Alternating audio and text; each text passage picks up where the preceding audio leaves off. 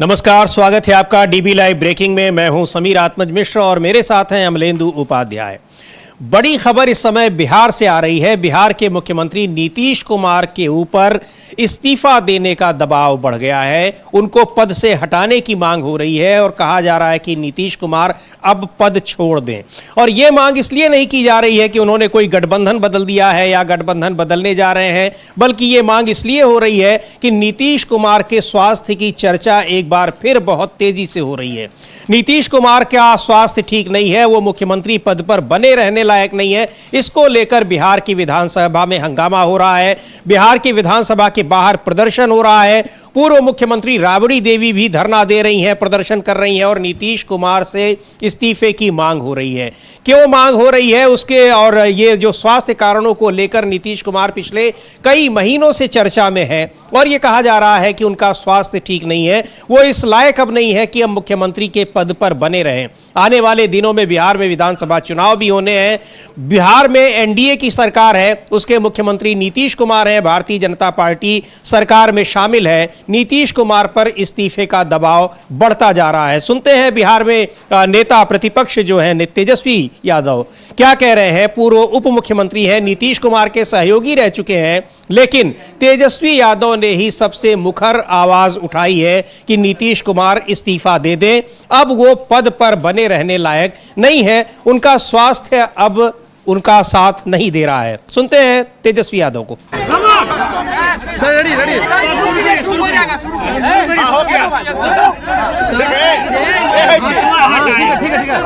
देखिए,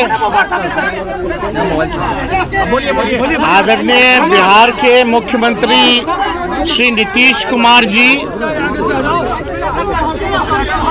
उम्र में हमसे बड़े हैं, बुजुर्ग हैं, बिहार के मुख्यमंत्री हैं, उनका हम सम्मान करते हैं। लेकिन जिस प्रकार से कल माननीय मुख्यमंत्री जी ने राष्ट्रगान का अपमान किया है, हम बिहारी होने के नाते हम शर्मिंदा हैं। हम लोगों का शर्म से माथा बिहारियों का नीतीश कुमार जी ने झुकाने का काम किया है। मुख्यमंत्री होता है लीडर ऑफ द स्टेट, राज्य का नेता होता है। और जिस प्रकार से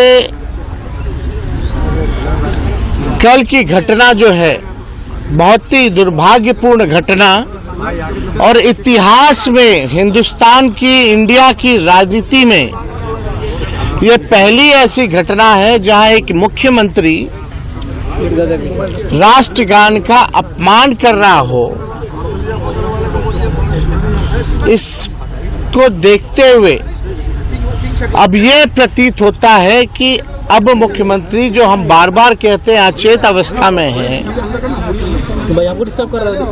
इनके स्वास्थ्य को लेकर के हम लोग चिंता करते हैं। अब हम लोग चाहते हैं कि जो राष्ट्रगान का अपमान इन्होंने किया है, देश के 140 करोड़ जनता से वो माफी मांगे। आज सदन में 140 करोड़ जो जनता है उनसे जो है माननीय मुख्यमंत्री जी माफी मांगे। हम स्पीकर से भी मिलकर के आए, हम लोगों ने कार्य स्थगन प्रस्ताव भी दिया है। ये अपमान की बात है, राष्ट्रगान की अपमान की बात है। सारे कार्य को दूर करके आज जो है इस पे बहस होनी चाहिए कि आखिर कल जो है काला दिन के रूप में हम लोग देखने का काम करते हैं। और माननीय मुख्यमंत्री जी नरेंद्र मोदी जी प्रधानमंत्री के लाडले मुख्यमंत्री हैं। प्रधानमंत्री जी के लाडले मुख्यमंत्री ने राष्ट्रगान का अपमान किया। क्या नरेंद्र मोदी जी का शर्म से चेहरा झुका कि नहीं झुका? एक ट्वीट भी नरेंद्र मोदी जी ने, जो मुख्यमंत्री जी ने जो अपमान किया राष्ट्र का, नरेंद्र मोदी जी ने एक ट्वीट तक, एक प्रतिक्रिया तक जो है अब तक नहीं दी है। ना ही जो भारत माता की जय करने वाले आज कहाँ गायब हैं? ये लोग नौटंकी करने वाले लोग हैं, भाजपा के लोग। दो दो उप मुख्यमंत्री हैं, कहाँ गायब हैं? भाजपा के लोग कहाँ गायब हैं?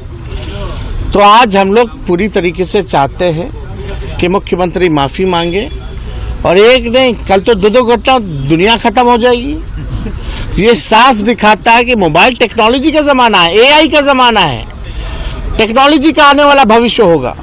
और मुख्यमंत्री को टेक्नोलॉजी जब नहीं समझ में आ रहा, तो आप समझ सकते हैं नीतीश कुमार जी बिहार चलाने योग्य नहीं रह गए। अब इनको रिटायरमेंट ले लेना चाहिए। तो नीतीश कुमार मुख्यमंत्री पद के लायक नहीं रह गए, उस योग्य नहीं रह गए कि उस पद पर बने रहे, अचेत अवस्था में है। बहुत सारी बातें तेजस्वी यादव ने नीतीश कुमार के लिए कही और सीधे तौर पे कहा कि ये बात हम लोग बहुत पहले से कह रहे हैं। एक बार देखते हैं कि कल जिस घटना की बात हो रही है, जिस मुद्दे पर नीतीश कुमार के एक स्वास्थ्य की बात हो रही है कि मानसिक स्थिति उनकी ठीक नहीं है, उसके विजुअल्स भी देखेंगे आप स्क्रीन पर। अगर हम चाहेंगे कि इसको आप फुल स्क्रीन पर देखें, बज रहा है और नीतीश कुमार क्या कर रहे हैं उस समय आप देख सकते हैं। जबकि उनके साथी जो डिप्टी चीफ मिनिस्टर हैं उनको समझा भी रहे हैं, उनके अगल बगल के लोग कह रहे हैं कि भाई राष्ट्रगान बज रहा है, आप कर क्या रहे हैं? लेकिन नीतीश कुमार उसके बाद भी उनको समझ में नहीं आया कि वो क्या कर रहे हैं। जनता का अभिवादन भी करने लगे, ये समझ में नहीं आ रहा है कि खुद कर रहे थे या किसी ने उनसे नमस्कार किया था। लेकिन ये आप देख सकते हैं कि किस तरह से नीतीश कुमार राष्ट्रगान के वक्त ये कर रहे हैं, और इसको लेकर पूरे बिहार में ही नहीं देश भर में हंगामा मचा हुआ है। बिहार में जगह जगह प्रदर्शन हो रहे हैं और संसद में भी इसको लेकर नाराजगी जताई है। बिहार के जो आरजेडी के सांसद हैं, दूसरी पार्टियों के भी सांसद हैं, सबने इसको लेकर नीतीश कुमार से पद छोड़ देने की मांग की है कि अब वो इस पद के लायक नहीं रह गए हैं। अमलेंदु जी, अब ये जो दिखाई पड़ रहा है, इस तरह के कई वाकये हुए हैं विधानसभा के भीतर भी, कई ऐसे विजुअल्स जो है वायरल हुए हैं जिसमें ऐसा लग रहा है कि नीतीश कुमार की मानसिक हालत ठीक नहीं है, और ये बार बार तेजस्वी यादव और बिहार के जो दूसरे नेता हैं वो इसकी चर्चा कर रहे हैं। लेकिन ये राष्ट्रगान वाली जो घटना थी, ये तो अपने आप में बहुत ही अजीबोगरीब थी। उनके साथी भी उनको समझाने की कोशिश कर रहे हैं कि आप ये क्या कर रहे हैं, लेकिन फिर भी शायद उनके बात समझ में नहीं आई, जो विजुअल्स हम लोगों ने अभी देखे। हाँ, उनकी बात समझ में नहीं आई, और जो खबरें आ रही समीर जी उसके मुताबिक ये है कि पहले जब घोषणा हुई कि राष्ट्रगान होगा, तो उन्होंने राष्ट्रगान रुकवाया, बोले पहले एक राउंड लगा कर आते हैं। फिर वो चल दिए और नीचे उतरे हैं, और नीचे उतर कर घूमे हैं, उसके बाद फिर जाकर पहुंचे हैं। और फिर जब पहुंचे, फिर जब दोबारा शुरू हुआ राष्ट्रगान, तो फिर वो उनके बराबर में मुख्य सचिव दीपक कुमार खड़े हुए हैं। उनको बार बार जो है वो कुछ बात कर रहे हैं, उनसे वो इशारा कर रहे हैं कि रुकिए, ये देखिए, ये वो तसल्ली से खड़े रहिए, वो इशारा कर रहे हैं, और वो नीचे से अभिवादन ले रहे हैं और सामने देख रहे हैं। तो ये एक बिल्कुल अचेत अवस्था जो है, जो समझी जा सकती है वो है। पता नहीं कि अचेत अवस्था है या नीतीश कुमार जानबूझकर अपमान कर रहे हैं। दोनों ही परिस्थितियों में ये मामला गंभीर मालूम पड़ता है। विपक्ष उनके इस्तीफे की मांग कर रहा है। अब इस्तीफा देंगे नीतीश कुमार, नहीं देंगे ये नहीं कहा जा सकता, इस्तीफा देंगे नहीं कहीं देंगे, लेकिन ये एक बड़ा मुद्दा बनेगा। और विपक्ष इसको जो है ये इस तौर पर ले रहा है कि चूंकि जो व्यक्ति इतना भी अचेत है कि वो राष्ट्रगान के समय एक सावधान की अवस्था में 58 सेकंड खड़ा नहीं हो सकता, तो वो किस तरीके से राज्य को चलाएगा? क्या राज्य भी इसी तरीके से चल रहा है? ये विपक्ष की तरफ से सवाल उठाए जा रहे हैं। बिल्कुल, ये सवाल उठाए जा रहे हैं। बिहार विधानसभा में इसको लेकर जबरदस्त प्रदर्शन हो रहा है। बिहार में दूसरे जगहों पर, अलग अलग जगहों पर भी इसे लेकर प्रदर्शन हो रहा है। नीतीश कुमार से पद छोड़ने की मांग की जा रही है, और जैसा तेजस्वी यादव का हमने सुना, तो वो सीधे तौर पर ये नहीं कह रहे हैं कि इस्तीफा दे, वो बहुत ही गंभीरता के साथ कह रहे हैं कि अब वो इस पद पर बैठने लायक नहीं है, अब काम नहीं कर पा रहे हैं, इसलिए उनको पद छोड़ देना चाहिए। तो बहुत ही विनम्रता के साथ ये बात कही है, और ये उन्होंने एक चुनौती भी दी है प्रधानमंत्री को भी कि आखिर क्या नीतीश कुमार को पद से हटाया जाना चाहिए कि नहीं हटाया जाना चाहिए। क्या 6 महीने जब आने वाले दिनों में अगर चुनाव होने हैं तो इसी तरीके से उसको खींचा जाएगा? उस समय को बहुत गंभीर मुद्दा है, लेकिन इसको लेकर अब पटना से लेकर दिल्ली तक पूरा हंगामा मचा हुआ है। नीतीश कुमार का ये वीडियो है, ये वायरल हो रहा है कि किस तरह से राष्ट्रगान अगर बज रहा है उस समय वो किस तरह की हरकत कर रहे हैं। बिहार में पूर्व मुख्यमंत्री राबड़ी देवी धरने पर बैठी हुई हैं, प्रदर्शन कर रही हैं विधानसभा के बाहर। एक बार सुनते हैं वो क्या कह रही हैं। उन्होंने भी कहा है कि नीतीश कुमार का मानसिक संतुलन ठीक नहीं है, स्वास्थ्य उनका ठीक नहीं है, और पद छोड़ देना चाहिए, मुख्यमंत्री के पद पर नहीं बने रहना चाहिए। सुनते हैं राबड़ी देवी को क्या कह रही हैं। दीपक कुमार कैसे प्रणाम कर रहे हैं, उन्हें बीजेपी चौधरी के पूछो बोल रहे हैं तो उन्होंने का ऐसे कर रहे हैं। क्या लगता है मानसिक कंडीशन ठीक नहीं है? मानसिक ठीक नहीं है, उनका मानसिक ठीक नहीं है, ठीक नहीं है। इसीलिए मांग करते हैं अपना बेटा के बनावे, उनका काम नहीं दिमाग कर रहा था बेटा। आरोप लालू जी पे लगा रहे हैं, आरोप तो मानसिक स्वास्थ्य ठीक नहीं है और ये कह रही थी कि लोगों को प्रणाम कर रहे हैं। हालांकि शोरगुल में वो उनकी बाइट बहुत साफ सुनाई नहीं दी, लेकिन कई वीडियो इस तरह के पहले आए हैं कि बार बार तमाम नेताओं के पैर छूने की कोशिश करते दिखाई पड़ते हैं। प्रधानमंत्री नरेंद्र मोदी के पैर छूते दिखाई पड़े हैं मंच पर। अभी हाल फिलहाल कुछ दिन पहले की बात है, बीजेपी के नेता रविशंकर प्रसाद के पैरों पर गिरने की कोशिश कर रहे थे, वो विजुअल्स भी वायरल हुए। और ये सारी बातें ये बता रही हैं कि ये जानबूझकर यानी स्वस्थ अवस्था में नीतीश कुमार ऐसा नहीं कर सकते थे। इसका मतलब यह है कि जो विपक्ष आरोप लगा रहा है कि मानसिक स्वास्थ्य उनका ठीक नहीं है और इस स्थिति में उनको इस्तीफा दे देना चाहिए, मुख्यमंत्री के पद पर नहीं बने रहना चाहिए। और चूंकि वो गठबंधन के नेता हैं तो गठबंधन के सहयोगी दलों का भी ये दायित्व तो बनता है कि उनको उस पद से हटाएं और उस पद पर जबरन उनको बैठाए रहने का कोई औचित्य नहीं है, कोई मजबूरी नहीं है। हाँ, यही सवाल तेजस्वी पूछ रहे हैं कि अब जो राष्ट्रवाद का जो ज्ञान देती है बीजेपी, उसे नीतीश कुमार के इस व्यवहार पे कोई आपत्ति है कि नहीं है कि वो राष्ट्रगान का अपमान कर रहे हैं। ये सवाल तेजस्वी पूछ रहे हैं और ये बड़ा मसला बिहार में बनता चला जा रहा है। राबड़ी देवी का बयान भी आया है। समीर जी, आज आरजेडी के सांसदों ने हरी शर्ट पहनकर प्रदर्शन किया है, संसद भवन में प्रदर्शन किया है। दूसरी तरफ मीसा भारती ने भी अपनी बात रखी है, उन्होंने भी कहा है कि इस्तीफा दें। और राबड़ी देवी ने तो ये साफ तौर पर कहा है कि उनकी मानसिक स्थिति ठीक नहीं है, अब वो अपने बेटे को मुख्यमंत्री बनाए और खुद रिटायरमेंट लें, यह बेहतर है। तो अब ये समझ में आ रहा है कि या तो नीतीश कुमार जानबूझकर इसलिए कर रहे हैं कि ये बातें उठने लग जाएं कि हम नीतीश कुमार मानसिक रूप से स्वस्थ नहीं है तो अपने बेटे को मुख्यमंत्री बनाए, तो रास्ता साफ कर रहे हैं। या तो ये, या वास्तव में उनकी मानसिक स्थिति ठीक नहीं है, या वो वास्तव में अपमान करना चाहते हैं राष्ट्रगान का।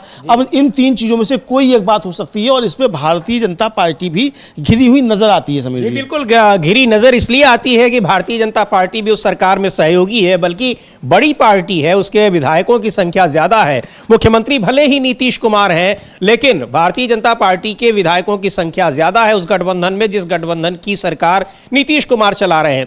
एक बार देखेंगे किस तरह से आरजेडी के सांसदों ने संसद भवन में किस तरह से प्रदर्शन किया है हरी टी शर्ट में और नीतीश कुमार के इस्तीफे की मांग की है। ये आरजेडी के सांसद हैं और ये प्रदर्शन कर रहे हैं और इनका कहना है कि नीतीश कुमार पद पर बने रहने लायक नहीं है। वहीं जो सांसद हैं मनोज झा को सुनते हैं, आरजेडी के सांसद, उन्होंने क्या कहा है इस मामले में जब नीतीश कुमार राष्ट्रगान के समय किस तरह से वो इधर उधर देख रहे हैं और दूसरों से बात कर रहे हैं, लोगों का अभिवादन कर रहे हैं। तो ये नीतीश कुमार के इस्तीफे की मांग अब तेज हो गई है और बिहार विधानसभा में जिसका सत्र भी समय चल रहा है और शायद ये आखिरी सत्र है, उसमें नीतीश कुमार के इस्तीफे की मांग बढ़ गई है, दबाव बढ़ गया है। और नीतीश कुमार पर ही नहीं बल्कि दबाव बढ़ गया है भारतीय जनता पार्टी के ऊपर, क्योंकि भारतीय जनता पार्टी के सहयोग से ही नीतीश कुमार वहां सरकार चला रहे हैं। सुनते हैं मनोज झा को क्या कह रहे हैं नीतीश कुमार के इस जो उन्होंने आचरण किया है, राष्ट्रगान के समय उन्होंने जिस तरह का व्यवहार किया है। प्रणाम करते हुए दिख रहे हैं, एक दूसरे को टोकते हुए दिख रहे हैं। माफ कीजिएगा, आरजेडी से पहले ये पूरी की पूरी मीडिया ने ये ट्वीट किया। आरजेडी के नेताओं को, खास करके मैं कहूं तेजस्वी जी को, अब मुख्यमंत्री जी की चिंता भी होती है। उनकी शिकायत करने का क्या करूं, किससे शिकायत करूं? अधिकारी लोग चला रहे हैं। अगर उनकी जगह कोई और होता और राष्ट्रगान का इस प्रकार अपमान होता तो किस प्रकार की प्रतिक्रिया होती? मैं एक मिनट के लिए माननीय प्रधानमंत्री जी से पूछना चाहूंगा कि अगर नीतीश जी की जगह कल वहां कोई दूसरा गैर बीजेपी शासित राज्य का, गैर एनडीए शासित राज्य का मुख्यमंत्री होता तो प्रधानमंत्री के ट्विटर हैंडल से अभी बरसात हो चुकी होती। क्यों नहीं हो रही है वर्षा प्रधानमंत्री जी? राष्ट्रगान के जैसे मसलों पर आपकी चुप्पी मुझे आपराधिक की श्रेणी में जाती दिखती है। मनोज जी, आरजेडी के सांसद मनोज झा और आरजेडी के सांसदों का प्रदर्शन आप देख रहे हैं, संसद भवन परिसर में चल रहा है। नीतीश कुमार के इस्तीफे की मांग हो रही है कि नीतीश कुमार पद पर बने रहने लायक नहीं है, उनका स्वास्थ्य अब उनका साथ नहीं दे रहा है, उनको पद से हटाया जाना चाहिए। और ये मांग सबसे ज्यादा ये नीतीश कुमार से तो हो ही रही है, भारतीय जनता पार्टी के ऊपर भी दबाव बन रहा है कि भारतीय जनता पार्टी नीतीश कुमार का इस्तीफा ले। अमलेंदु जी, बड़ा सवाल है कि नीतीश कुमार का इस्तीफा लेकर क्या बिहार में वास्तव में बीजेपी के पास अपना खुद का भी कोई विकल्प नहीं है? मान लीजिए जेडीयू के पास कोई विकल्प नहीं है नीतीश कुमार का, क्या बीजेपी के पास भी विकल्प नहीं है कि वो नीतीश कुमार को मुख्यमंत्री पद से हटने के लिए राजी कर सके और अपने किसी व्यक्ति को, चाहे जेडीयू के ही किसी नेता को मुख्यमंत्री बना दे या अपनी पार्टी के किसी व्यक्ति को मुख्यमंत्री बना दे? देखिए, ये बड़ा कठिन सवाल है समीर जी, चूंकि बीजेपी भी यही तय नहीं कर पा रही है कि उसको नीतीश कुमार के साथ चुनाव में जाना है कि नीतीश कुमार के बिना चुनाव में जाना है। और चुनाव से पहले अगर नीतीश कुमार को हटाया जाता है और बीजेपी अपने किसी व्यक्ति को मुख्यमंत्री बनाती है तो क्या बीजेपी उतनी प्रभावी हो पाएगी? चूंकि सामने तेजस्वी यादव है और सामने मजबूत गठबंधन है, इंडिया गठबंधन, तो बीजेपी के पास अपना कोई इस तरीके का चेहरा नहीं है जो तेजस्वी के कद का हो। तो इसलिए नीतीश कुमार उसकी मजबूरी है, लेकिन उसे सरकार अपनी बनानी है तो नीतीश कुमार का सहारा लेना चाहती है। नीतीश कुमार के नाम पर वो खेलकर और फिर अपनी सरकार बनाना चाहती है, ये उसकी रणनीति है। तो इसलिए पूर्ण बहुमत आ जाएगा तब जिसको चाहेगी बना देगी, कोई भी मनोहर लाल खट्टर मिल जाएगा। हाँ, तो मनोहर खट्टर मिल जाएंगे, कोई भजन लाल शर्मा मिल जाएंगे, कोई मोहन यादव मिल जाएंगे, कोई वो जो अपने विप्लव देव मिल जाएंगे। मतलब पर्ची से कोई भी निकल आएगा, फिर तब पर्ची किसी की भी निकल आएगी। लेकिन अभी पर्ची निकालने में खतरा ज्यादा है, क्योंकि फिर जो जिसकी पर्ची निकलेगी उसका मुकाबला फिर तेजस्वी होगा, तो तेजस्वी के सामने कौन टिक पाएगा?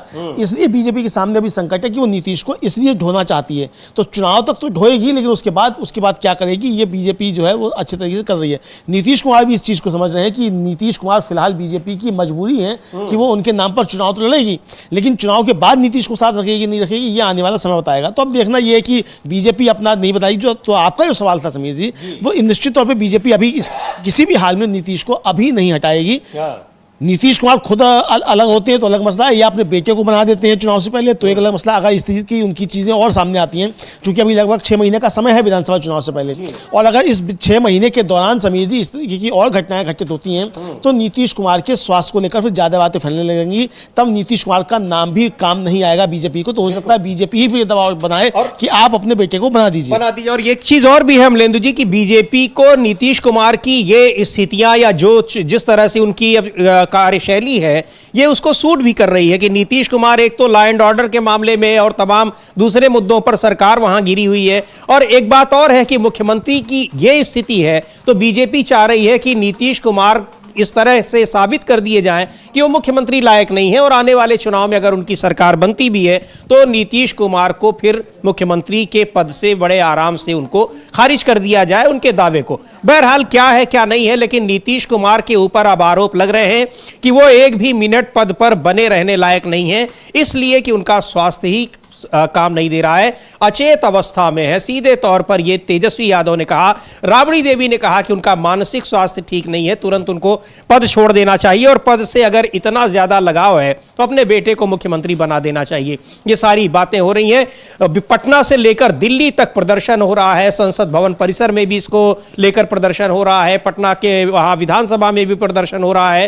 तमाम नेताओं ने इसको लेकर अपने बयान दिए। एक बार सुनते हैं फैजाबाद से समाजवादी पार्टी के सांसद अवधेश प्रसाद क्या कह रहे हैं नीतीश कुमार के इस आचरण पर, जिस तरह से उन्होंने राष्ट्रगान के समय जो हरकत की है, जो विपक्ष कह रहा है, और जिस वजह से उनसे इस्तीफे की मांग हो रही है। तो इससे ये जो आप अभी विजुअल्स देख रहे हैं, ये विजुअल्स है संसद भवन परिसर के, जहां आरजेडी के सांसद हरी टी शर्ट में प्रदर्शन कर रहे हैं। अभी टी शर्ट का मुद्दा कल भी बड़ा चर्चा में रहा। दक्षिण भारत के तमाम सांसद टी शर्ट पहनकर आए थे डिलिमिटेशन के खिलाफ, और उनको संसद भवन परिसर में नहीं आने दिया गया, और लोकसभा की कार्यवाही बंद कर दी गई, रोक दी गई, स्थगित कर दी गई। राज्यसभा की कार्यवाही भी स्थगित की गई। खैर, सुनते हैं नीतीश कुमार के ऊपर जो इस्तीफे का दबाव बढ़ रहा है उस पर अवधेश प्रसाद क्या कह रहे हैं, समाजवादी पार्टी के सांसद। इसके अलावा एक वीडियो आपने देखा, ये देखिए राष्ट्रगान का सम्मान, राष्ट्रगान का सम्मान देश की आजादी का सम्मान। ये राष्ट्रगान और हमारा राष्ट्रीय झंडा, तिरंगा झंडा, ये कहीं बाजार में नहीं मिला तिरंगा झंडा कि कहीं बाजार से खरीदा गया। लाखों लाख लोगों की कुर्बानी के बाद हमें देश का तिरंगा झंडा मिला है और ये हमारा राष्ट्रगान भी हमको मिला है। बड़ी कुर्बानियां हैं।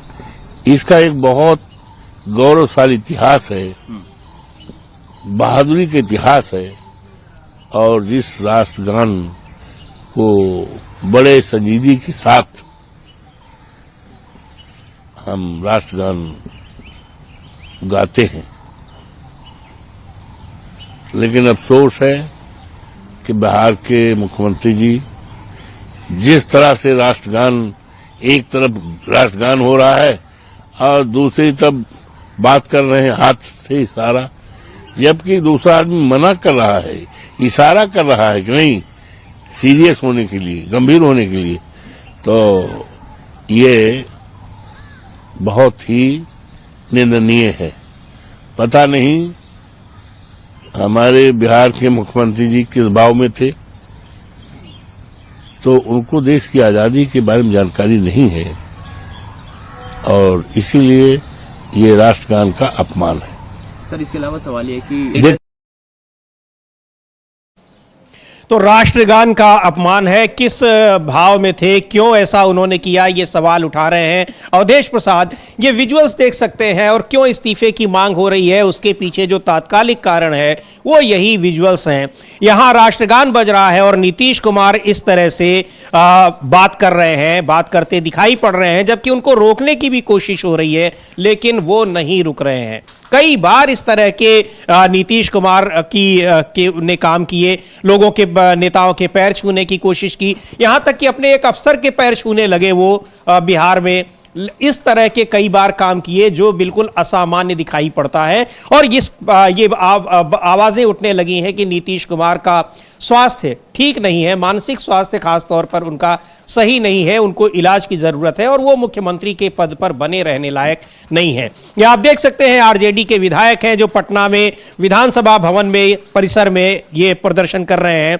ये उसमें पूर्व मुख्यमंत्री राबड़ी देवी भी शामिल हैं और नीतीश कुमार के इस्तीफे की मांग हो रही है और बीजेपी पर भी दबाव बन रहा है कि वो नीतीश कुमार का इस्तीफा ले। बीजेपी पर दबाव बन रहा है कि नीतीश कुमार का इस्तीफा ले, पर नीतीश कुमार का इस्तीफा बीजेपी लेगी कि नहीं लेगी, सवाल तो ये है। और लगता नहीं है कि इस्तीफा लिया जाएगा और इस्तीफा अगर लिया भी जाएगा तो जैसा राबड़ी देवी ने कहा कि वो अपने बेटे को बनाए, तो बीजेपी भी अभी यही चाहिए कि उनके बेटे मुख्यमंत्री बन जाए। तो अब देखना ये कि नीतीश कुमार खुद मुख्यमंत्री बने रहना चाहते हैं या अपने बेटे को बनाकर अब रिटायर होना चाहते हैं, तो अब ये नीतीश कुमार को तय करना है। लेकिन जिस तरीके की चीज़ें अब सामने आ रही हैं और जिस तरीके से उनके इस तरह के विजुअल्स आ रहे हैं, ये राज्य की कानून व्यवस्था पर तो सवाल उचित है कि जो एक व्यक्ति अगर इतना बीमार है और अगर वो ये भी नहीं समझ पा रहा कि राष्ट्रगान के समय उसको सावधान खड़े होना है और टोके जाने के बावजूद इस तरीके की हरकत कर रहा है, तो फिर वो राज्य कैसे चलाएगा। और गृह मंत्रालय भी उन्हीं के पास है, मुख्यमंत्री भी वही है। तो ये गंभीर व्यवस्था की स्थिति है कि पुलिस वालों की लिंचिंग की जा रही है, रोज हो रही है घटनाएं, रोज घटनाएं इस तरह की हो रही है बिहार में। तो ये जिस तरीके की स्थिति पैदा हो रही है, तो ये बड़ा संकट बनता जा रहा है और जो एक यूएसपी समझी जाती है साहब नीतीश कुमार की सुशासन बाबू है, वही छवि जो है वो खराब होती नजर आ रही है। जी बिल्कुल। तो वहां पर एक तो लॉ एंड ऑर्डर की स्थिति और किस तरह से बिहार में शासन चल रहा है उस पर बार बार सवाल उठ रहे हैं और सबसे बड़ी बात यह है कि नीतीश कुमार के मानसिक स्वास्थ्य पर सवाल उठ रहे हैं। नीतीश कुमार ने अब कल जिस तरह से राष्ट्रगान के समय जो उन्होंने किया है, जिस तरह से उन्होंने बात कर रहे हैं और उनको पता ही नहीं चल रहा है कि क्या हो रहा है, राष्ट्रगान बज रहा है या फिर क्या हो रहा है, लोग क्यों खड़े हैं, वो खुद भी क्यों खड़े हैं, जैसे ऐसा लग रहा है जैसे उनको कुछ पता ही नहीं है। इसीलिए शायद तेजस्वी ने कहा कि बिल्कुल अचेत अवस्था में है वो। तो ये सारी चीजें हो रही हैं और पटना में, बिहार में विधानसभा से लेकर दिल्ली में संसद तक प्रदर्शन हो रहा है। इसके खिलाफ नीतीश कुमार के इस्तीफे की मांग हो रही है और बीजेपी पर भी दबाव बन रहा है कि बीजेपी उनसे इस्तीफा ले, उनको पद से हटाए, क्योंकि वो अब इस पद पर बने रहने लायक नहीं है। सुनते हैं संसद में मीसा भारती जो आरजेडी की सांसद हैं, उन्होंने क्या कहा है और नीतीश कुमार को लेकर, नीतीश कुमार के मानसिक स्वास्थ्य को लेकर और इस समय बिहार की स्थिति क्या हो गई है, इन सब मुद्दों पर मीसा भारती को सुनते हैं। और नीतीश कुमार पर आपको बता दें कि दबाव बढ़ गया है कि वो पद छोड़ दें, इस्तीफा दे दें, क्योंकि अब मुख्यमंत्री के पद पर बने रहने लायक वो नहीं है। मुख्यमंत्री क्या किसी भी पद पर बने रहने लायक नहीं है, क्योंकि उनकी मानसिक स्थिति जिस तरह से है वो उनको वो साथ नहीं दे रही है कि नीतीश कुमार कोई महत्वपूर्ण जिम्मेदारी संभाले। सुनते हैं मीसा भारती को। राष्ट्रगान के बीच में क्या कहना है आपका? देखिए, कल मैंने भी देखा कि बिहार के मुख्यमंत्री आदरणीय नीतीश कुमार जी जब राष्ट्रगान हो रहा था उनकी जो मानसिक स्थिति और शारीरिक स्थिति कहीं से भी मुझे स्वस्थ नहीं दिख रही थी। आपके माध्यम से मैं इस देश के प्रधानमंत्री नरेंद्र मोदी जी और इस देश के होम मिनिस्टर अमित शाह जी से मैं पूछना चाहती हूँ कि क्या आपको ये राष्ट्रगान के समय मुख्यमंत्री का जो शारीरिक और मानसिक स्थिति आपको सही लग रही थी? इसका जवाब मैं उन्हीं से मांगना चाहती हूँ, क्या आपको वो सही लग रहा था? हम लोग तो हमेशा बोलते आए हैं, आप देखिए कि पहले भी वो अपमानित करते आए हैं। आप देखिए जिस तरह से महात्मा गांधी जी का जब शताब्दी समारोह चल रहा था उस समय भी वो ताली बजाने लगे थे बीच में। आए दिन वो महिलाओं का अपमान करते हैं, युवाओं का अपमान करते हैं, बच्चियों का अपमान करते हैं। तो मुझे लगता है कि उनकी स्थिति सही नहीं है और इस स्थिति में वो एक बड़े प्रदेश के मुख्यमंत्री हैं, तो इस देश के तो प्रधानमंत्री और गृह मंत्री से इस पर कुछ कार्रवाई करने की या फिर कुछ संज्ञान लेने की मांग की जा रही है। हालांकि ऐसा तो हो नहीं सकता कि प्रधानमंत्री और गृह मंत्री ने वो विजुअल्स ना देखे हों, बिहार के राज्यपाल ने वो ना देखे हों। सबने ये देखा है, पूरे देश ने देखा है, दुनिया भर ने देखा है, तो निश्चित तौर पर इन लोगों ने भी देखा होगा। लेकिन अभी तक उस पर कोई बयान नहीं आया है बीजेपी के नेताओं का। लेकिन अमलेंदु जी, महत्वपूर्ण बात यह है कि ये गृह मंत्री और प्रधानमंत्री से संज्ञान लेने की बात क्यों कही जा रही है? गृह मंत्री और प्रधानमंत्री से तो दूरी बनाए हुए हैं नीतीश कुमार। दिल्ली जाते हैं तो गृह मंत्री से नहीं मिलते और गृह मंत्री वहां उनसे मिलते नहीं, इसलिए अपना कार्यक्रम टाल देते हैं। हाँ, दूरी तो बनाए हुए हैं, लेकिन अगर दूरी बनाए हुए हैं तो समर्थन क्यों दे रही है बीजेपी जी? बनाए हुए क्यों नहीं मुख्यमंत्री? और सबसे ज्यादा मंत्री तो मंत्रिमंडल में बीजेपी के ही हैं, विधायक भी सबसे ज़्यादा बीजेपी के हैं। तो जब बीजेपी के सबसे ज़्यादा विधायक हैं और सबसे ज़्यादा मंत्री हैं तो फिर क्यों उनको बर्दाश्त कर रही है? अगर ऐसा है तो ये तो बीजेपी को स्पष्ट करना है। इसीलिए प्रधानमंत्री और गृह मंत्री से कहा जा रहा है कि भाई आप इनका इस्तीफा लीजिए। दूसरा जो प्रधानमंत्री गृह मंत्री को कहा जा रहा है समीर जी, वो इसीलिए कहा जा रहा है कि चूंकि बीजेपी वहाँ अपनी सरकार बनाने की कोशिशें करना चाहती है, मतलब कोशिश कर रही है और नीतीश कुमार को किनारे करना चाहती है। तो अगर आप नीतीश कुमार को किनारे करना चाहते हैं तो आप अभी से किनारे क्यों नहीं करते? ये सवाल पूछा जा रहा है कि यानी आप चुनाव लड़ेंगे नीतीश कुमार के नाम पर और फिर बाद में आप नीतीश कुमार को किनारे करेंगे, तो अभी करिए जब नीतीश कुमार की मानसिक स्थिति ठीक नहीं है। इसलिए विपक्ष जो है वो बार बार सवाल कर रहा है प्रधानमंत्री से और गृह मंत्री से कि भाई आप इनका इस्तीफा लीजिए। जी बिल्कुल, तो ये दबाव बढ़ रहा है भारतीय जनता पार्टी के ऊपर, क्योंकि बिहार में नीतीश कुमार एनडीए के मुख्यमंत्री हैं और उस एनडीए में सबसे ज्यादा सीटें भारतीय जनता पार्टी के पास है। नीतीश कुमार के पास बहुत कम सीटें हैं, फिर भी बीजेपी ने उनको मुख्यमंत्री बना रखा है। तो अब यह सवाल पूछा जा रहा है कि आखिर बीजेपी की ऐसी क्या मजबूरी है कि नीतीश कुमार की इस मानसिक हालत में भी वो उनको मुख्यमंत्री के पद पर बैठाए रहे? ऐसी क्या मजबूरी है और ऐसा क्यों हो रहा है? बिहार का इसमें नुकसान हो रहा है, बिहार की जनता इस वजह से सफर कर रही है। बहुत सारी बातें हो रही हैं और ये पहली घटना नहीं है, बल्कि इस तरह की कई घटनाएं हो चुकी हैं जिसमें नीतीश कुमार के स्वास्थ्य को लेकर, मानसिक स्वास्थ्य को लेकर चिंता जताई गई है। एक बार तेजस्वी यादव को सुनते हैं क्या कहा उन्होंने, और वो यही बात कह रहे हैं कि ऐसा पहली बार नहीं हुआ है, पिछले काफी समय से इस तरह की स्थितियां हैं और अब पानी जो है वो सिर के ऊपर जा चुका है। नीतीश कुमार को पद छोड़ देना चाहिए, बिहार के लोगों के हित में छोड़ देना चाहिए पद। सुनते हैं नीतीश कुमार क्या कह रहे हैं। देखिए, आदरणीय बिहार के मुख्यमंत्री श्री नीतीश कुमार जी उम्र में हमसे बड़े हैं, बुजुर्ग हैं, बिहार के मुख्यमंत्री हैं, उनका हम सम्मान करते हैं। लेकिन जिस प्रकार से कल माननीय मुख्यमंत्री जी ने राष्ट्रगान का अपमान किया है, हम बिहारी होने के नाते हम शर्मिंदा हैं हम लोगों का शर्म से माथा बिहारियों का नीतीश कुमार जी ने झुकाने का काम किया है। मुख्यमंत्री होता है लीडर ऑफ द स्टेट, राज्य का नेता होता है, और जिस प्रकार से कल की घटना जो है बहुत ही दुर्भाग्यपूर्ण घटना, और इतिहास में हिंदुस्तान की, इंडिया की राजनीति में ये पहली ऐसी घटना है जहां एक मुख्यमंत्री राष्ट्रगान का अपमान कर रहा हो। इसको देखते हुए अब ये प्रतीत होता है कि अब मुख्यमंत्री, जो हम बार बार कहते हैं अचेत अवस्था में हैं, इनके स्वास्थ्य को लेकर के हम लोग चिंता करते हैं। अब हम लोग चाहते हैं कि जो राष्ट्रगान का अपमान इन्होंने किया है, देश के 140 करोड़ जनता से वो माफी मांगे आज सदन में। 140 करोड़ जो जनता है उनसे जो है माननीय मुख्यमंत्री जी माफी मांगे। हम स्पीकर से भी मिलकर के आए, हम लोगों ने कार्य स्थगन प्रस्ताव भी दिया है।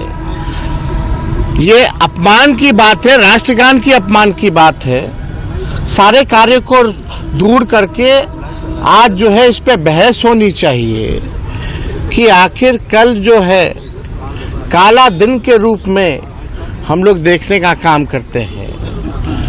और माननीय मुख्यमंत्री जी नरेंद्र मोदी जी प्रधानमंत्री के लाडले मुख्यमंत्री हैं।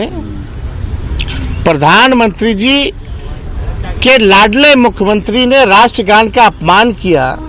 क्या नरेंद्र मोदी जी का शर्म से चेहरा झुका कि नहीं झुका? एक ट्वीट भी नरेंद्र मोदी जी ने, जो मुख्यमंत्री जी ने जो अपमान किया राष्ट्र का, नरेंद्र मोदी जी ने एक ट्वीट तक, एक प्रतिक्रिया तक जो है अब तक नहीं दी है। नहीं जो भारत माता की जय करने वाले आज कहाँ गायब हैं? ये लोग नौटंकी करने वाले लोग हैं, भाजपा के लोग। दो दो उप मुख्यमंत्री हैं, कहाँ गायब हैं? भाजपा के लोग कहाँ गायब हैं? तो आज हम लोग पूरी तरीके से चाहते हैं कि मुख्यमंत्री माफी मांगे, और एक नहीं कल तो दो घटना दुनिया खत्म हो जाएगी। ये साफ दिखाता है कि मोबाइल टेक्नोलॉजी का जमाना है, एआई का जमाना है, टेक्नोलॉजी का आने वाला भविष्य होगा। और मुख्यमंत्री को टेक्नोलॉजी जब नहीं समझ में आ रहा, तो आप समझ सकते हैं नीतीश कुमार जी बिहार चलाने योग्य नहीं रह गए। अब इनको रिटायरमेंट ले लेना चाहिए।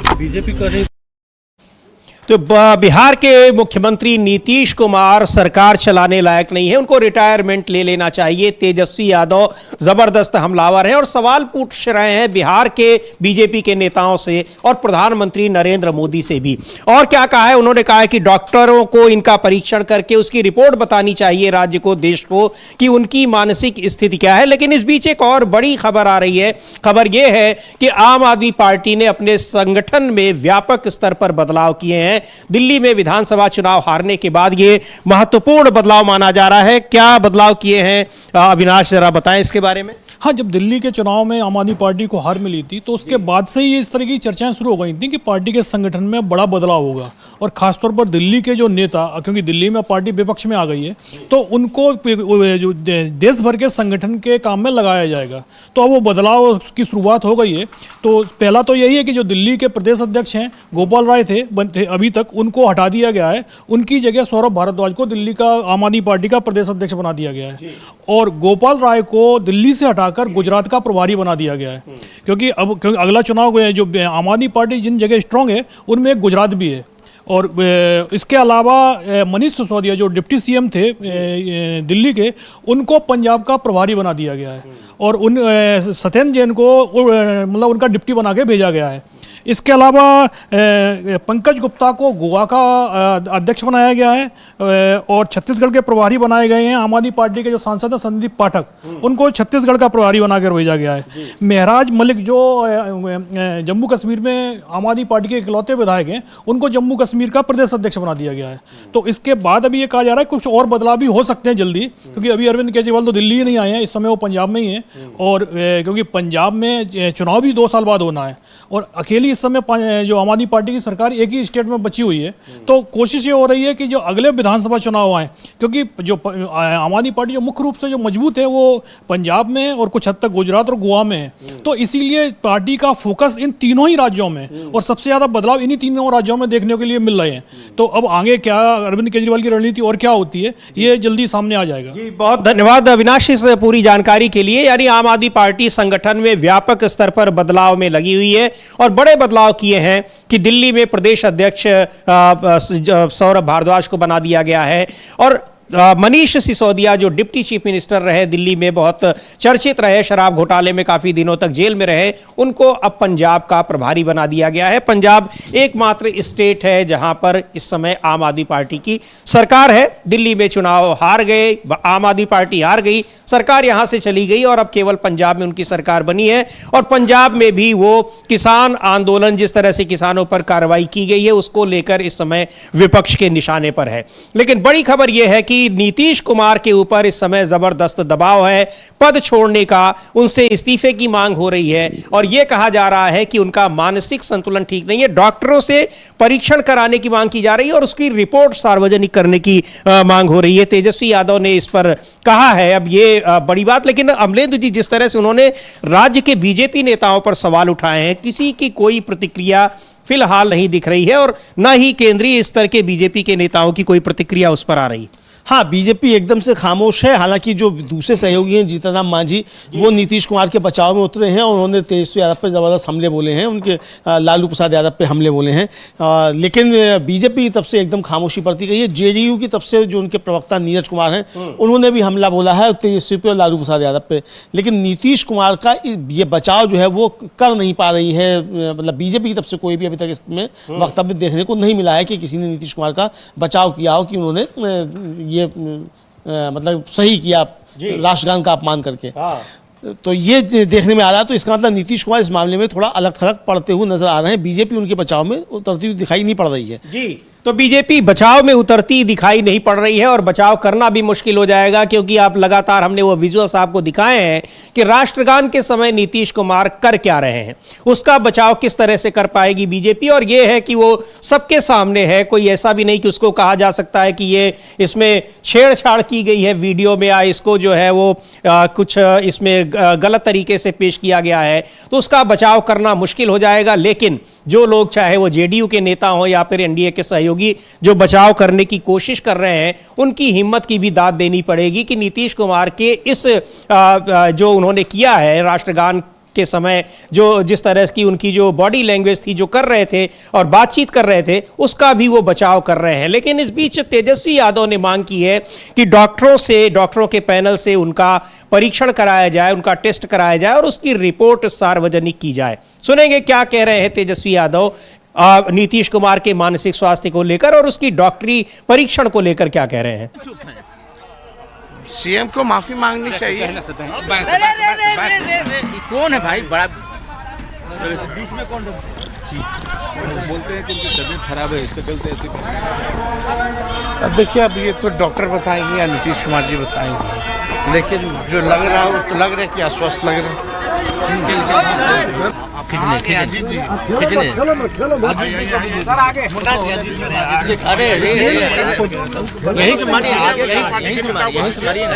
सर इधर इधर तेजस्वी जी, इधर इधर इधर। तो ये प्रदर्शन हो रहे हैं, डॉक्टरों से टेस्ट कराने की, उसकी जांच कराने की मांग कर रहे हैं कि नीतीश कुमार का स्वास्थ्य कैसा है, उसकी जांच कराई जाए और उसकी रिपोर्ट सार्वजनिक की जाए। आरजेडी की मांग है कि अब नीतीश कुमार पद पर बैठने लायक बिल्कुल नहीं है, उनको पद छोड़ देना चाहिए। लेकिन इसको लेकर सबसे ज्यादा दबाव बन रहा है भारतीय जनता पार्टी के ऊपर, क्योंकि भारतीय जनता पार्टी प्रमुख सहयोगी पार्टी है जिसकी मदद से नीतीश कुमार सरकार चला रहे हैं। पर भारतीय जनता पार्टी की ओर से अब तक कोई भी बयान नहीं आ रहा है, ना तो बचाव करते हुए और न ही राष्ट्रगान के अपमान को लेकर जो उन्होंने कहा है, क्योंकि राष्ट्रगान के अपमान को लेकर भी तो कुछ बोलना चाहिए कि अपमान हुआ है कि नहीं हुआ है। और यही बात कह रहे हैं तेजस्वी यादव कि ये लोग नकली राष्ट्रवादी हैं, इनको इस चीज में कोई राष्ट्र का अपमान नहीं दिखाई पड़ रहा है। हाँ, तेजस्वी यादव यही बता रहे हैं कि ये राष्ट्र का अपमान है और इसमें इनको कोई राष्ट्र का अपमान दिखाई नहीं पड़ रहा है, तो ये नकली राष्ट्रवादी हैं। लेकिन इस नकली राष्ट्रवाद के बीच समीर जी एक और बड़ी खबर जो है वो दिल्ली से है, और बीजेपी सरकार जो है, मतलब बीजेपी ने आज अपने सांसदों को 3 लाइन का व्हिप जारी किया है और आशंका ये जताई जा रही है कि शायद बिना चर्चा के बजट पास कराना चाहती है बीजेपी, चूंकि चर्चा में बीजेपी को नुकसान होता हुआ दिखाई पड़ रहा है, बजट में उस पर चर्चा हो रही है, उसकी सारी पोल खुलती जा रही है। तो कांग्रेस ने भी अपने सांसदों को 3 लाइन का व्हिप जारी किया है, तो दोनों तरफ से व्हिप जारी किए गए हैं आज दिन भर उपस्थित रहने के लिए। गिलोटिन के जरिए सरकार जो है वो व्हिप को करा सकती है, इसको बजट को पास करा सकती है। गिलोटिन तब लाया जाता है कि जब सरकार बिना चर्चा के किसी महत्वपूर्ण बिल को पास कराना चाहती है। तो आशंका यह जताई जा रही है कांग्रेस की तरफ से कि ये बिना चर्चा के इसको पास कराना चाहते हैं। जी बिल्कुल। तो इसमें संसद के सत्र में अब उस बजट को पास कराने को लेकर कांग्रेस ने भी व्हिप जारी किया है अपने सांसदों को, और बीजेपी ने भी व्हिप जारी किया है। लेकिन आज राज्यसभा में जो हमने आपको दिखाया कि नीतीश कुमार के खिलाफ प्रदर्शन हो रहे हैं, उसके अलावा तमाम मुद्दों पर बात हो रही, लेकिन आज एक और भी बहुत महत्वपूर्ण मुद्दे पर राज्यसभा में चर्चा हुई। कांग्रेस के नेता जयराम रमेश ने वो मुद्दा उठाया, और मुद्दा ये उठाया कि दिल्ली हाई कोर्ट के एक जज के घर पर बहुत बड़ी मात्रा में कैश यानी नकदी मिली थी, उस मुद्दे को उठाया। अमलेंदु जी, क्या वो मुद्दा है, आप बताएं, उसके बाद हम लोग जयराम रमेश को सुनाएंगे कि इस पर उन्होंने कहा क्या है राज्यसभा के भीतर। असल में दिल्ली उच्च न्यायालय के एक न्यायमूर्ति हैं जस्टिस यशवंत वर्मा, उनके घर एक नोटों का पहाड़ मिला, और वो नोटों का पहाड़, पहले तो खबर बाहर नहीं आई, बहुत देर से वो खबर बाहर आई, और उसके बाद सुप्रीम कोर्ट के कॉलेजियम ने उनका तबादला उनके गृह प्रदेश उत्तर प्रदेश कर दिया, यानी इलाहाबाद हाई कोर्ट कर दिया। इसको लेकर काफ़ी ज़्यादा जो है वो सवाल उठ रहे हैं।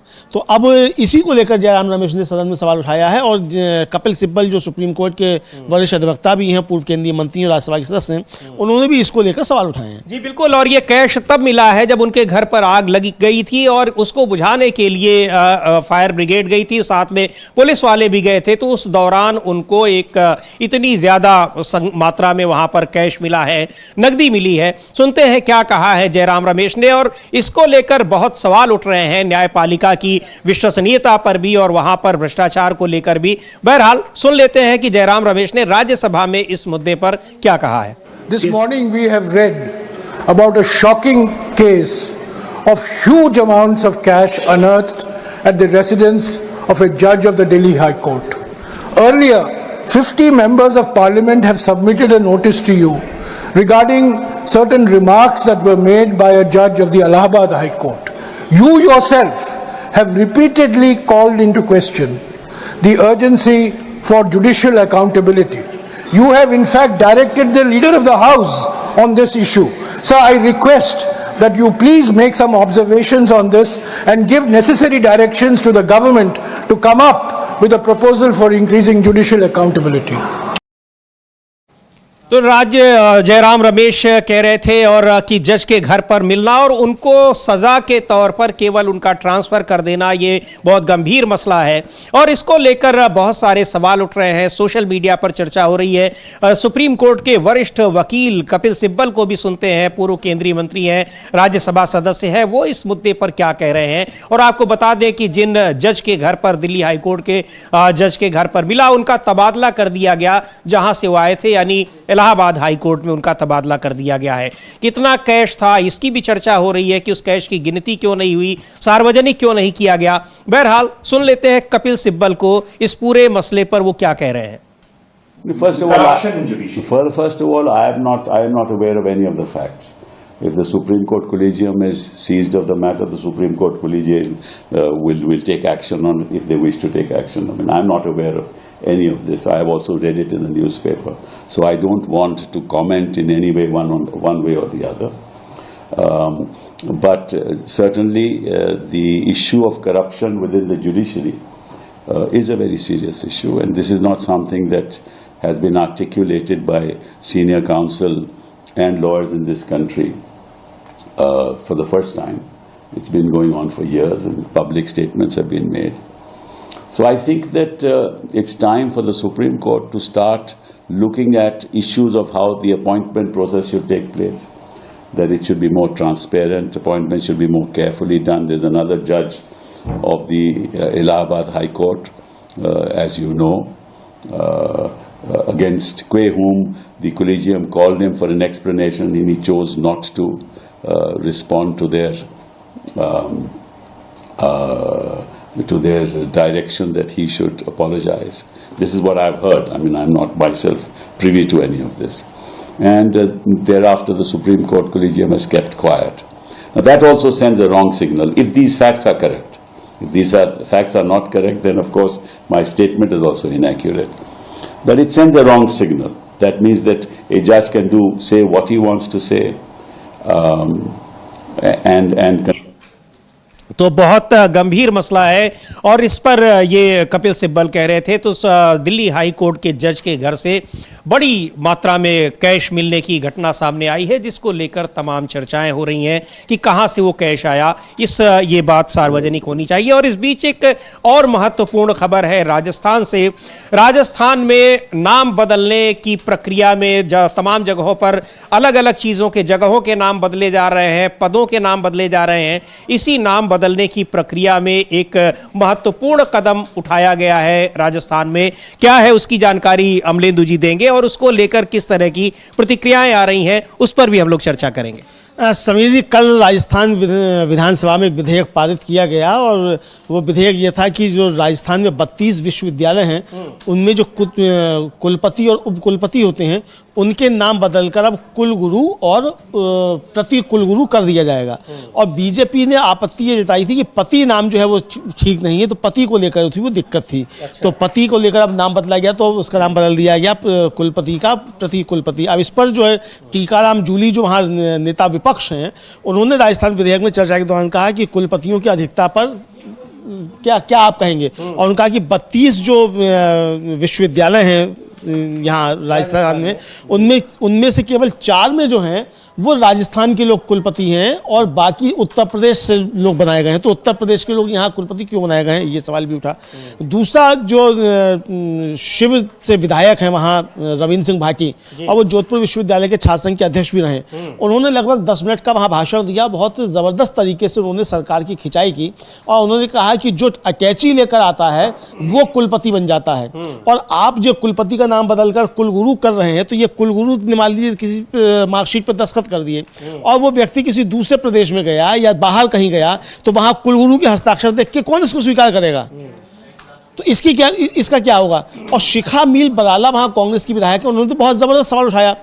उन्होंने कहा तो फिर ये अगर ये पति नाम बुरा है तो ये लखपति दीदी क्यों बना रहे हो। और इसी के बाद समझिए ये सवाल उठने लगा कि क्या अब राष्ट्रपति का नाम भी बदला जाएगा। राष्ट्रपति भी पति लगा हुआ उसमें, वो भी अब राष्ट्रगुरु हो जाएंगे। तो ये नाम बदलने का सिलसिला इससे पहले जो समीर जी हुआ था कि दिल्ली में वो जो तुगलक लेन थी उसका नाम बदलकर 2 सांसदों ने खुद ही नाम बदल दिया उसका अपना, बाद में हटा भी लिया उसको। फिर बाद में हटा भी लिया, लेकिन खुद नाम बदल दिया। इसी तरीके से रेलवे स्टेशनों के नाम बदले जाते हैं। इलाहाबाद प्रयागराज हो गया, मुगल सराय दीनदयाल उपाध्याय जंक्शन हो गया। तो ये नाम बदलना जो है, तो अब ये पदों के नाम भी बदले जा रहे हैं। इसी तरीके से भारत और इंडिया को लेकर वो संघ के चल रहा है वो बोली, तो अब ये लेकर बहुत सवाल उठ रहे हैं। तो क्या आप अब इसका जो है वो अब प्रोफेसर रामगोपाल यादव जो है, जो समाजवादी पार्टी के सांसद और महासचिव भी हैं, उनका कहना है कि ये जो आग लगा रहे हैं ये नाम बदलने की, ये असल में दक्षिण में जो चल रहा है उसके लिए ये किया जा रहा है और ये दक्षिण तक इसको लेकर जाएंगे ताकि हिंदी और मतलब जो हिंदी हार्टलैंड है और दक्षिण है उसके बीच विभाजन और बढ़े। तो हम सुन लेते हैं पहले रविंद्र भाटी जो विधायक है, पहले उनको सुन लेते हैं क्या कह रहे हैं। और कुलपति का नाम, वाइस चांसलर का अंग्रेजी में कहते हैं, उनको कुलपति का कहा जाता है विश्वविद्यालयों में, उसको लेकर नाम बदला गया है, कुलगुरु कहा जाएगा राजस्थान में। तो अब क्या कह रहे हैं रविंद्र भाटी, विधायक हैं, सुनते हैं उनको। और नाम बदलने की ये प्रक्रिया कहां तक पहुंचेगी, कहां तक जाएगी, इसका कोई और छोर नहीं है, लेकिन कोशिशें जारी हैं। सुनते हैं रविंद्र भाटी को। वहां पे कैरियर काउंसलिंग की बहुत ज्यादा जरूरत है। आज के समय में कोई भी कैंपस के अंदर कैरियर काउंसलिंग के लिए नहीं आ रहा। विद्यार्थी हैं, ग्रेजुएशन कर लेते हैं, ग्रेजुएशन होने के बाद में कहीं ना कहीं दर दर की ठोकरें खाने पे मजबूर हो रहे हैं। अगर आप ये चीजें करवाएंगे तो निश्चित रूप से हमारे युवाओं को एक नई जगह मिलेगी। साथ ही साथ अभी चर्चा चल रही थी वाइस चांसलर और रजिस्ट्रार की। साहब मुझे कहते हुए बड़ा दुख होता है, माननीय भरतपुर से आने वाले सदस्य ने तो खुल के नहीं कहा, पर मैं सामने एक पट्टी लगी हुई देख रहा हूं, उस पर लिखा हुआ है कि भैया जो बोल रहे हो सत्य बोलो। और मैं सत्य बोल रहा हूं कि जो बड़ी अटैची लाता है उसको वाइस चांसलर बनाते हैं। वाकई जो ये कोई भी हो, कोई भी राज आया, चाहे पक्ष हो चाहे विपक्ष हो, निश्चित रूप से जो जितनी बड़ी अटैची लाता है उसको बड़ी यूनिवर्सिटी का चार्ज दे दिया जाता है। आप विचार करें, क्या वाकई वो बड़ी अटैची वाले कुलगुरु जैसे पद पे बैठने लायक है क्या? आप सब बात करें रजिस्ट्रार की, कुलपति की, साहब ये तमाम लोग जो हैं इनको तो विश्वविद्यालय में अपना टेन्योर निकालना है। कुलपति का टेन्योर 3 साल का होता है, वो बड़ी अटैची दे के आते हैं, उनको तो ये लगता है कि साहब 3 साल में कैसे वापस इकट्ठा करें और जाएं। साहब इस दौर में सबसे बड़ा नुकसान किसको हो रहा है? हमारे इस प्रदेश को हो रहा है, हमारी आने वाली पीढ़ी को हो रहा है। आखिर उसका गुनहगार कौन है? अगर हमारे युवाओं और हमारी इस शिक्षा नीति को पूरी तरीके से खत्म किया जा रहा है तो इसका गुनहगार कौन? गुनहगार हम लोग यहां पे बैठे हुए 200 के 200, क्योंकि साहब ये चीज हो रही है, हम देख रहे हैं, पर भी हम चुप बैठे हैं, हम मौन बैठे। आखिर कब तक चलेगा ऐसा? साहब इन यूनिवर्सिटीज को बचाएगा कौन? हमारी तो नाम बदलने को लेकर शिक्षा में सुधार की जरूरत है, लेकिन यहां पर नाम बदले जा रहे हैं, कुलपति का नाम कुलगुरु कर दिया जा रहा है, इससे क्या सुधार होगा? लेकिन बड़ा आरोप भी लगाया अमलेंदु जी रविंद्र भाटी ने कि यहां पर किस तरह से कुलपतियों की नियुक्ति हो रही है। पहले उसको देख लीजिए, आप नाम बाद में बदल दीजिएगा। और यह भी सवाल उठाया, क्या नाम बदलने से उनकी नियुक्ति की वो व्यवस्था बदल जाएगी? हाँ, ये सवाल भी उठाया रविंद्र सिंह भाटी ने। और इसके साथ साथ जो टीकाराम जूली जो नेता प्रतिपक्ष हैं वहाँ, उन्होंने सवाल उठाया कि 4000 से अधिक पद जो है वो खाली पड़े हुए हैं विश्वविद्यालयों में, प्रोफेसर्स के, रीडर्स के और असिस्टेंट प्रोफेसर्स के, उनको नहीं भरे जा रहे हैं। और जब तक आप ये नाम ये पद नहीं भरे जाएंगे और ये शिक्षा व्यवस्था ठीक नहीं होगी, तब तक नाम बदलने से वैदिक संस्कृति और सनातन धर्म के संस्कार नहीं ला पाएंगे आप। तो अगर आपको लाने हैं वैदिक संस्कृति और वैदिक संस्कार लाने हैं, तो इसके लिए आपको सबसे पहले जो खाली पद पड़े हैं उनको भरना होगा। ये नाम बदलने से चीजें नहीं बदला करती हैं, ये उनका कहना था समीर जी। और जो वहाँ विधायक हैं कांग्रेस की शिखा मील बराला, उन्होंने कहा कि लखपति दीदी जो है फिर आप क्यों बना रहे हैं अगर आपको पति से इतनी दिक्कत आ रही है। और ये उन्होंने टीकाराम जूली ने उनका ये संस्कृत से शब्द इसको जोड़ा गया है और इसके अलग अर्थ है। कुलगुरु का अर्थ अलग है, आप कुलगुरु का अर्थ ही नहीं समझते हैं। और आपको जो पति से दिक्कत हो गई तो आप जो मतलब ये पतियों से दिक्कत क्यों है इन लोगों को? अब ये भी सवाल है कि पतियों से दिक्कत क्यों हो। तो अब जो भी दिक्कत हो, हम नहीं जानते क्या दिक्कत है। सुनते हैं कांग्रेस विधायक शिखा मील बराला क्या कह रही हैं कि अगर आप पति से दिक्कत है तो कुलपति नाम बदल रहे हैं तो फिर बहुत कुछ नाम बदलने पड़ेंगे। बहुत सारे पद नाम हैं और इनका कोई अंत नहीं है, कोई ओर छोर नहीं है। सुनते हैं कांग्रेस विधायक शिखा मील बराला को। जो लोग अफोर्ड कर सकते हैं वो क्वालिटी हायर एजुकेशन के लिए राजस्थान से बाहर या फिर भारत से बाहर चले जाते हैं। छात्र संघ चुनाव जो नेता बनाने की फैक्ट्री थी, राइजिंग राजस्थान में तो बहुत सारी फैक्ट्रियां स्थापित करने की बात करते हैं, पर नेताओं को बनाने की जो फैक्ट्री है वो हमने बंद कर रखी है। आज राजस्थान के विभिन्न एकेडमिक यूनिवर्सिटीज में 35 लाख से ज्यादा विद्यार्थी शिक्षा ग्रहण कर रहे हैं। इन बच्चों का भविष्य सुनहरा बनाना है, पर बिना गुरु कैसे? और सारा जो बिल है वो शिक्षा प्रणाली पर ना सेंटर्ड होकर एक वर्ड पे सेंटर्ड है, कुल गुरु पर। कुलपति को कुल गुरु कर दें, पर कम से कम ये कारण ना दें कि जो कुलपति जो वर्ड है वो सम्मान के अगेंस्ट है। फिर आप लखपति दीदियां क्यों बना रहे हैं? तो इतनी संकीर्ण सोच के साथ हम शिक्षा को आगे नहीं बढ़ा सकते। शिक्षा हमारा मूलभूत अधिकार है। बेसिक ढर्रे में, ढांचे में, शिक्षा प्रणाली में बदलाव की हमें जरूरत है। सिर्फ इस नाम पर जो लिपापोती चल रही है उससे काम नहीं चलेगा। लोग हमसे, आने वाली पीढ़ी हमसे जवाब मांगेंगी। इसलिए विधेयक को जनमत जानने के लिए प्रसारित करना चाहिए था। आपका बहुत बहुत धन्यवाद। जय हिंद। तो शिखा मील बराला कांग्रेस की विधायक हैं राजस्थान में और कह रही है कि कुलपति का नाम अब बदल रहे हैं तो लखपति, दीदी, राष्ट्रपति, बहुत सारे नाम हैं और उसका अर्थ कुछ अलग होता है। आप कुलगुरु उसके बदले कर रहे हैं, ये क्यों किया जा रहा है? प्रोफेसर राम गोपाल यादव बड़ा आरोप लगा रहे हैं कि ये सारी चीजें इसलिए की जा रही हैं ताकि जरूरी मुद्दों से ध्यान भटकाया जा सके और जो महत्वपूर्ण मुद्दे हैं उन पर चर्चा की मांग ना हो पाए, उनसे लोगों का ध्यान भटका रहे। जिस तरीके से केंद्र में भी चल रहा है, संसद में भी चल रहा है कि जरूरी मुद्दे हैं लेकिन उनके बीच में दूसरे तरह के मुद्दे आते हैं। सुनते हैं प्रोफेसर राम गोपाल यादव क्या कह रहे हैं राजस्थान सरकार के इस फैसले पर। ये यहाँ से शुरू करके दक्षिण तक ये आग ले जाएंगे। अब कोई अंग्रेजी जिन्हें ये कुलगुरु पढ़ा रहे हैं अपने लड़कों को सबको अंग्रेजी पढ़ाते हैं। कुलगुरु समझने में बहुत टाइम लगेगा लोगों को। चांसलर, वाइस चांसलर को तो एवरीबडी नोज, बिना पढ़ा लिखा भी आदमी जानता है। अब कुलगुरु ये नहीं समझ पाएगा, ये वाइस चांसलर के लिए है और हर कुल का एक कुलगुरु होता है। भगवान कृष्ण के भी कुलगुरु थे, वो क्या नाम, गर्ग महाराज। तो भाई कुलगुरु दूसरे तरह के होते थे। हमारी संस्कृति में कुलगुरु हैं परिवार के जो सारे धार्मिक कार्य क्रियाकलाप करते वो कुलगुरु होते हैं। तो कुलगुरु एक अलग कॉन्सेप्ट है। कुलगुरु परिवार के गुरु होते हैं, खानदान के गुरु होते हैं, एक बिल्कुल अलग चीज़ है। आप उसमें विश्वविद्यालय के चांसलर, वाइस चांसलर के लिए इस तरह के पदनाम का इस्तेमाल करेंगे सिर्फ इसलिए कि वो आपके पुरानी परंपराओं से मेल खाता है। लेकिन मेल किस तरीके से खाएगा ये बड़ा सवाल है। पर जो एक महत्वपूर्ण बात यह है कि ज़रूरी मुद्दों से ध्यान भी तो भटकाना है। तो ये सारी चीज़ें नहीं लाई जाएंगी तो फिर कैसे होगा? कुछ न कुछ तो लाना ही पड़ेगा। हाँ, जरूरी मुद्दों से ध्यान भटकाना है और इसके पीछे क्या क्या राजनीति चल रही है, किस तरीके से। देखिए 22 मार्च को डिलिमिटेशन के खिलाफ लोग जुट रहे हैं, कई राज्यों के मुख्यमंत्री जुट रहे हैं, 9 प्रदेशों के मुख्यमंत्री जो हैं वो जुट रहे हैं और अन्य दल भी उसमें जुट रहे हैं, पूर्व मुख्यमंत्री जुट रहे हैं। तो टीडीपी भी उसमें आने वाली है। हाँ, टीडीपी भी आ सकती है लेकिन वाईआरसीपी तो कंफर्म है वो आएगी। हालांकि उसके मुख्यमंत्री अब नहीं है, वो पूर्व मुख्यमंत्री हैं जगन मोहन रेड्डी, वो पहुंचेंगे। ओडिशा के मुख्यमंत्री रह चुके नवीन पटनायक उसमें पहुंचेंगे। तो ये 2 पूर्व मतलब मुख्यमंत्री पहुंचेंगे और हो सकता है कि टीडीपी भी उसमें शामिल हो, उनकी तरफ से अभी कोई कंफर्मेशन नहीं। तो ये बड़ा मोर्चा समीर जी बन रहा है। और इधर जिस तरीके से नीतीश कुमार की स्थिति डामाडोल हो रही है, तो नीतीश कुमार कोई गड़बड़ ना कर बैठे तो उसको लेकर भी बहुत सारी बातें चल रही हैं। तो यानी अस्थिरता का माहौल केंद्र सरकार में देखने को मिल रहा है। अब आज जिस तरीके से ये जारी किया 3 लाइन का व्हिप भारतीय जनता पार्टी ने, और उसके तुरंत बाद कांग्रेस ने भी 3 लाइन का व्हिप जारी कर दिया, तो ये समझा जाता है कि सरकार जो है वो बजट पर चर्चा से भाग रही है। उससे खतरा ये है कि कहीं बजट पे चर्चा में होते होते जो नीतीश कुमार और चंद्रबाबू नायडू, चिराग पासवान, एकनाथ शिंदे, ये सब लोग जो हैं एकदम से बगावत ना कर दें और बजट कहीं पास ना होने पाए, ये शंकाएं उसको लग रही हैं। तो बिना चर्चा के ही वो बजट को पास कराना चाहती है, इस तरीके की आशंकाएं जताई जा रही हैं विपक्ष की तरफ से। तो इसलिए कांग्रेस ने भी अपना जो है वो व्हिप जारी किया है। तो ये सारे मसले जिस तरीके से उठ रहे हैं, तो ऐसे में अब ये कुलपति और कुलगुरु का विवाद लेकर शुरू कर दिया गया है, वहाँ नाम बदल दिया गया। अब टीकाराम जूली ने सदन में पूछा कि भाई ठीक है, आपने कुलपति और कुलगुरु और प्रति कुलपति को आपने प्रति कुलगुरु कर दिया, कुलाधिपति को अब क्या कहेंगे आप? कुलाधि गुरु।